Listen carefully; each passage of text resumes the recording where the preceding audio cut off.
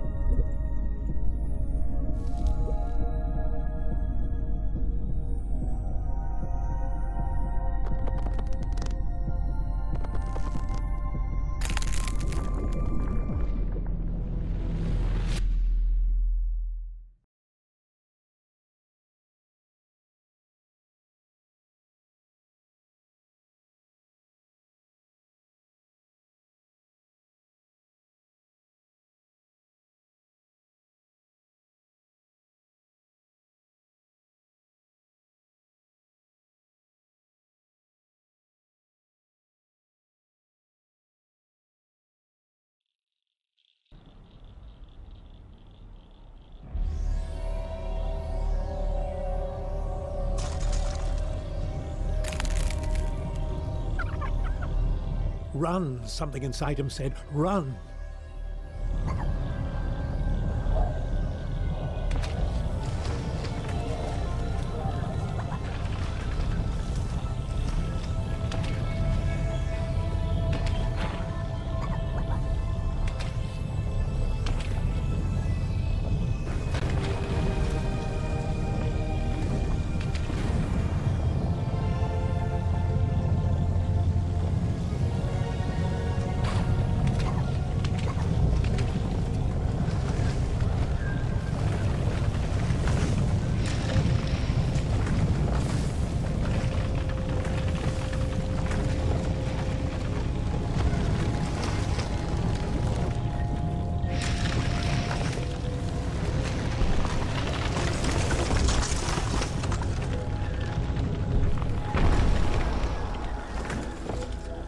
The great crushing thing, the great cylinder, had stopped.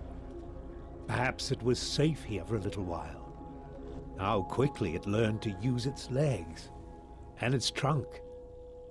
But these things were not so much learned as they were remembered. Perhaps the little trebhum thought they were a gift from the strange voice it heard in its mind. That too was a kind of memory.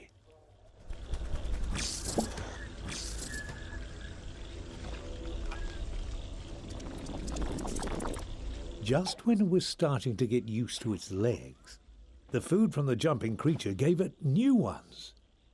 With the right substance as a catalyst, a trebhum can transform and adapt to many challenges.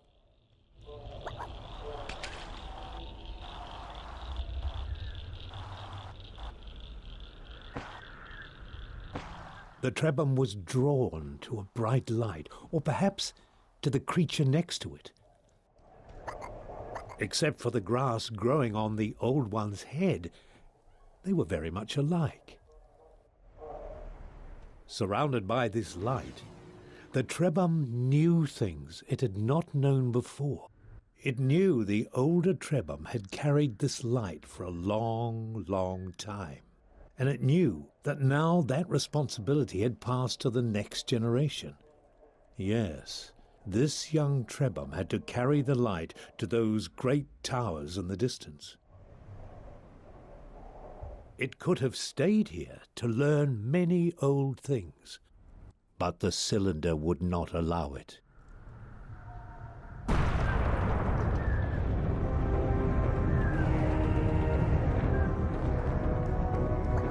"Run," the inner voice said, "run." The towers would not stop the cylinder unless they were activated.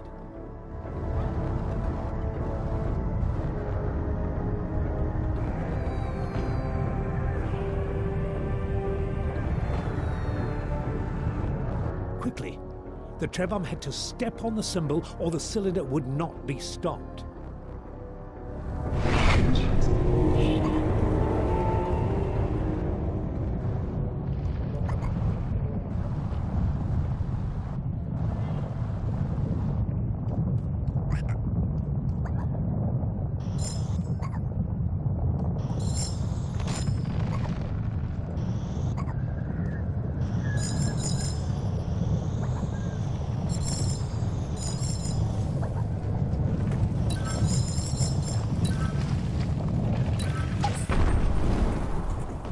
The voice inside the trebhum's memories assured it that while the tower stood, the trebhum would be safe.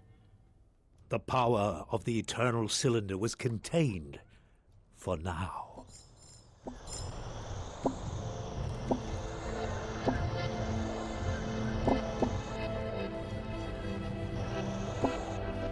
This dust was not natural. Only a great trebhum could create it. And so it was on the achievements of previous generations that the newborn trebhum would have to rely. Luckily, it seemed a wise and powerful trebhum had passed through here some time ago.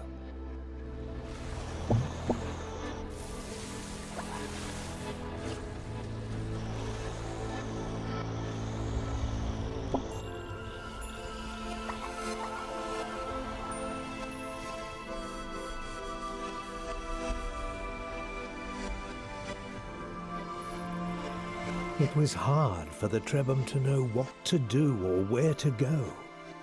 But the friendly voice suggested this was not the right way. To find your path, it said, you must follow the beam of light that emanates from the tip of the tower, and stay away from the deep waters where the old things dwell.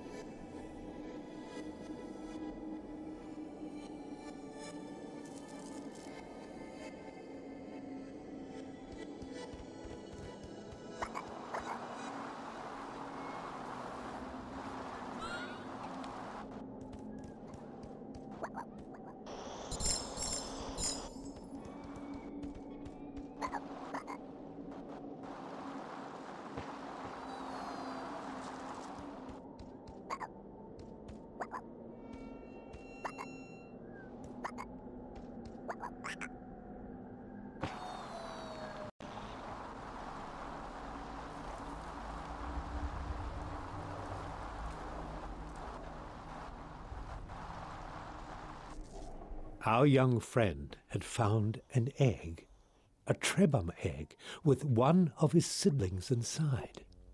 The egg had been abandoned, but it could still be made to hatch. All that was needed was a source of heat.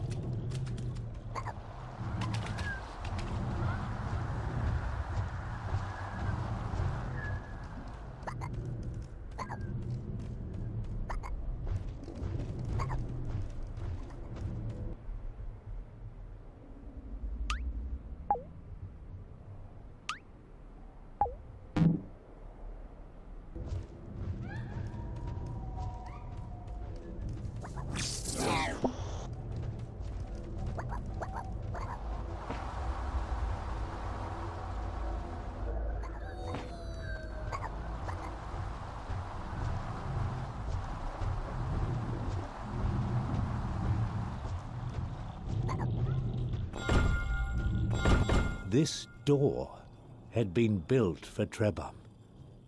It gave them hope that in this large and dangerous world, some places had been made for them.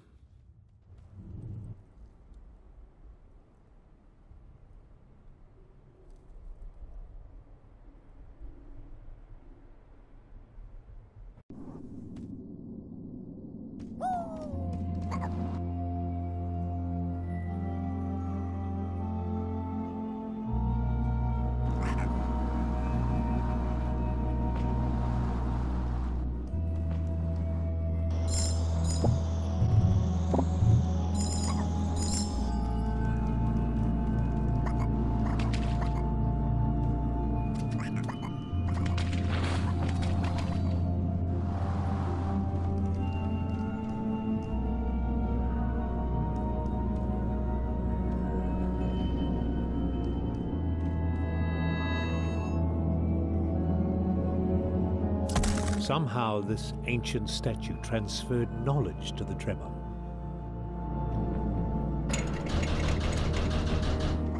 It was as if a memory had been stored inside it, waiting for someone to absorb it.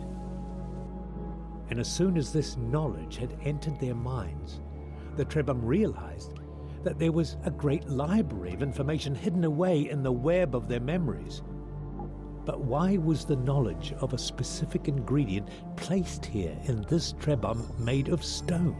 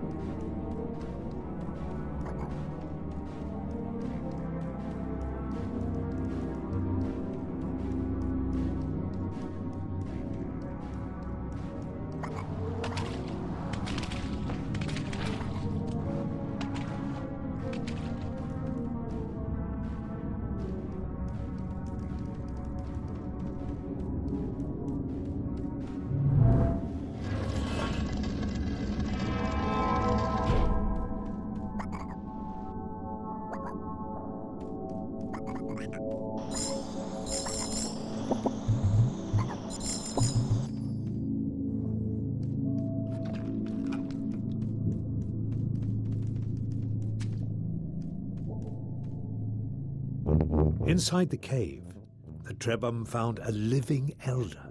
It had been waiting in this chamber for a long, long time. The elder told them it was happy to see some friends before the cylinder came. It said, "You are young, so you never knew the time when our people could shapeshift at will. We trebhum are inheritors of a vast tree of abilities, abilities passed on to all future trebhum. But this power is being taken away. Beware the servants of the cylinder.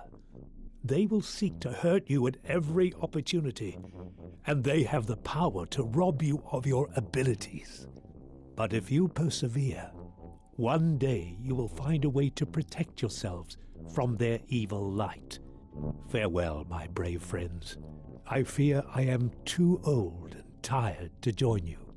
May you find a way to prosper in this time of struggles."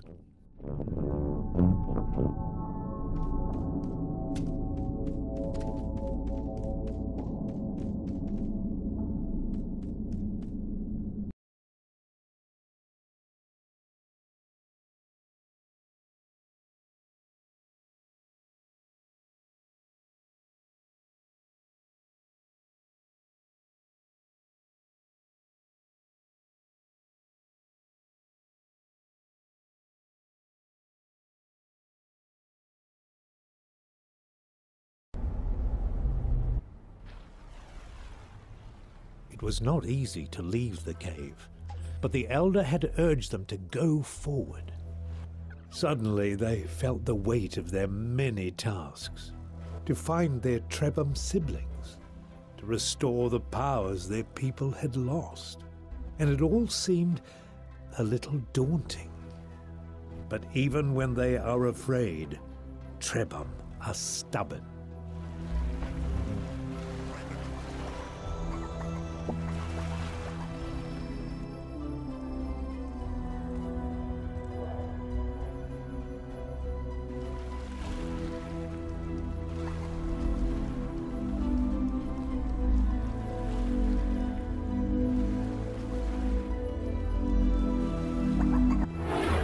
The cylinder resumed its destruction. Nothing could stop it forever. They needed to roll to safety, to find another tower to protect them quickly.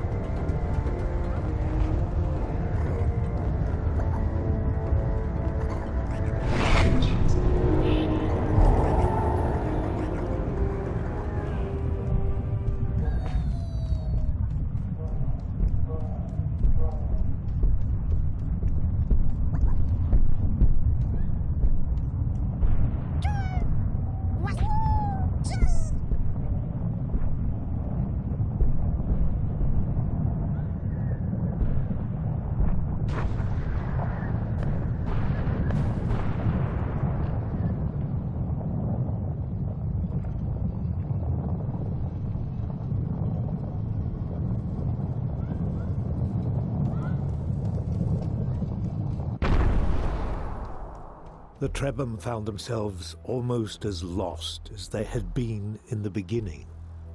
But the voice in their memories comforted them. It was only natural to be confused, it said.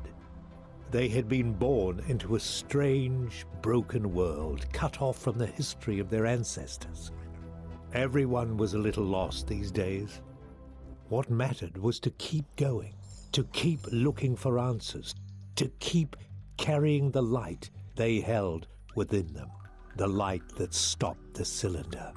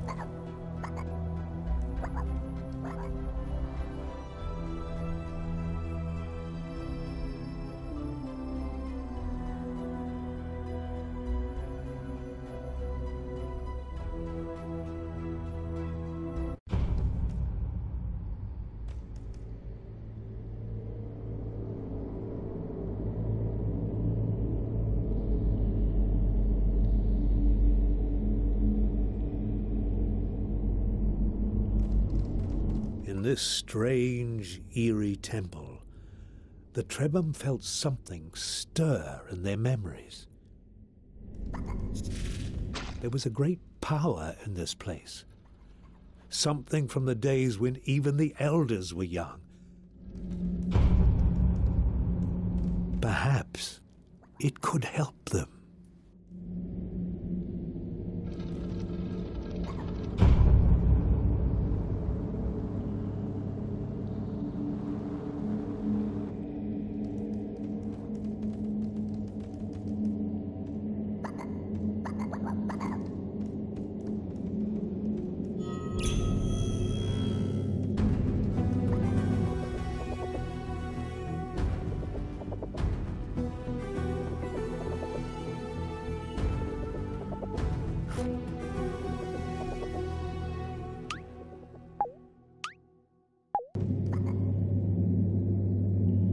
The trebhum were disoriented for a moment. Something new had entered their memories and they needed to make sense of it. It seemed to be a map. And on this map, a location had been marked. If they understood correctly, there was some manner of serpent, a guardian, a greater being of some kind, somehow linked to a safe haven. Could they find refuge there? Their ancestors must have created this map for a reason.